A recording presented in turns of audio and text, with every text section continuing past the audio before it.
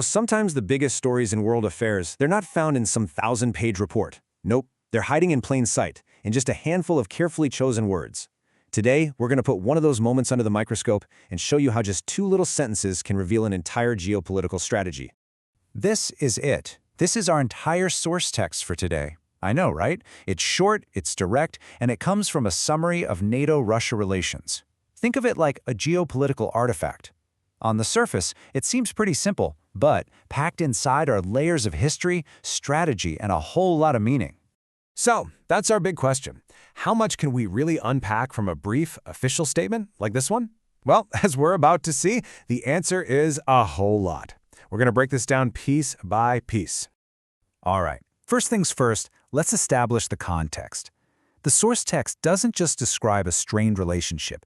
It actually points to a specific moment in time as the turning point. It gives us a very clear catalyst for the whole shift. And the source is totally unambiguous. It doesn't give us some long, complicated history. Nope, it pinpoints one specific year and one specific event as the direct cause for why things worsened. This is our catalyst, 2008 and the events in Georgia. And what's really key here is the specific wording. It doesn't say the conflict or this situation. It says Russia's actions. That choice of word implies intent, a deliberate move, and that one move was like the first domino, setting off a chain reaction that demanded a response. So, we have the action. Now let's look at the reaction and the key players who were involved in this whole diplomatic fallout. And here is the direct consequence. The source doesn't say the relationship simply changed or was altered. It uses a strong, negative word, worsened.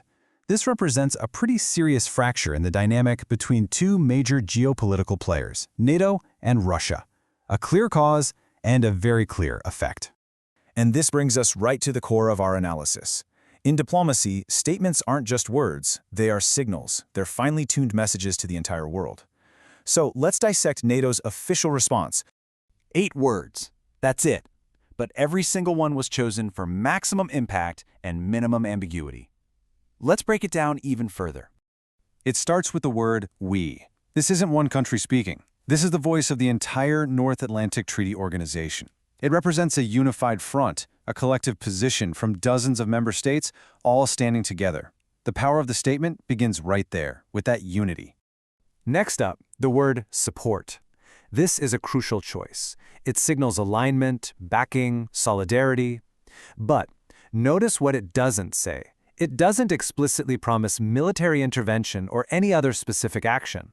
Support is a powerful, flexible word that commits to a principle without committing to a specific tactic. And here it is, the most important word in the entire declaration, sovereignty. This isn't just some political term. It is the bedrock principle of the modern international system.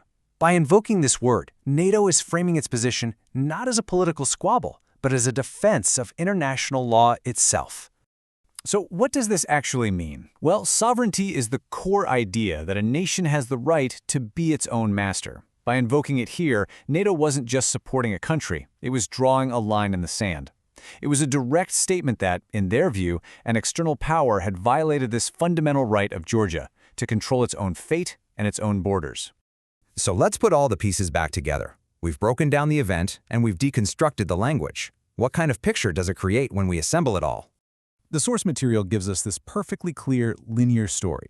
First, a specific event occurred. Second, that event had a direct negative consequence on a major international relationship. And third, it prompted a very specific, very carefully worded response based on a core principle of international law. And this is the ultimate takeaway here. In the high-stakes world of geopolitics, language is a tool. Official statements are not casual remarks. They are engineered communications where every single word, from actions to we to sovereignty, is deliberately chosen to send a very precise message. So this leaves us with a challenge. Now that we know a single sentence can carry this much weight, what are we missing in the official statements we hear every day?